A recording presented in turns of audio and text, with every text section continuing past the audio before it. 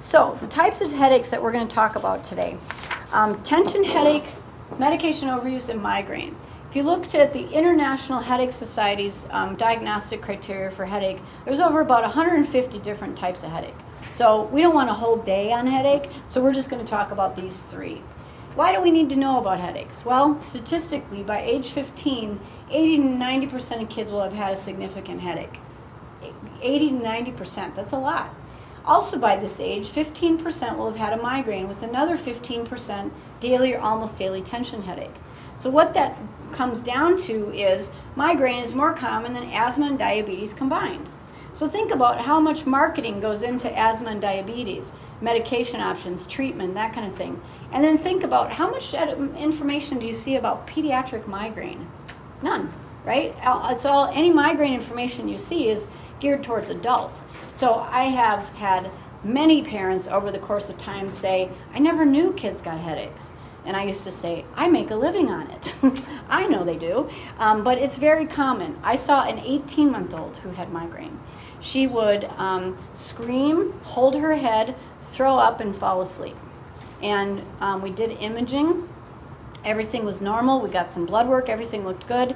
And we treated her for migraine. She got better. About 5 years later, I saw her older brother for migraine. He was like 10 at the time. So it can happen in really young kids.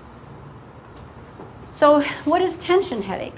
Well, tension headache is associated with stress and fatigue. This is what the literature says. Interestingly, migraine is associated with stress and fatigue as well. So just because you're stressed doesn't mean you have a tension headache. Tension headache, really the thing that qualifies tension headache versus migraine is the type of pain and the associated symptoms. So tension headache is kind of a dull, pressure type pain. Some people will say they feel like it's a band running around their head. It's like a squeezing.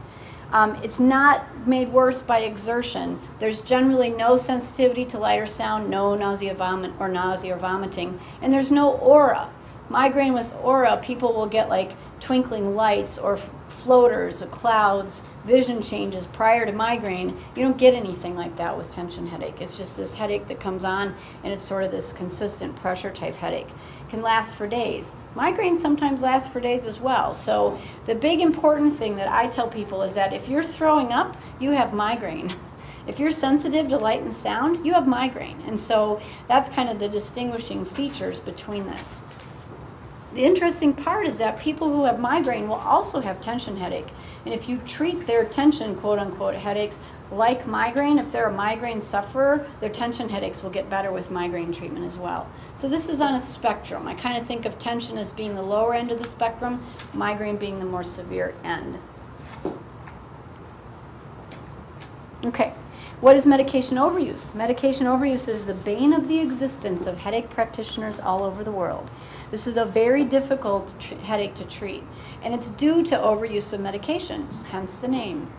It's defined as analgesic use 2 to 3 times a week over an extended amount of time, more than 3 months. So it takes time to develop this, but if you think about analgesic use 2 or 3 times a week, that's not that much, I mean, give or take, but you know, when kids do that consistently, like in our clinic, we would have a wait for 3 or 4 months before someone could get an appointment with us, and the well-meaning pediatrician has said, just take Tylenol or ibuprofen. Well, by the time I get the kids, then they've got medication overuse, and now we're dealing with headaches that have progressively worsened over time, and the parents are freaking out about whether their child has a brain tumor.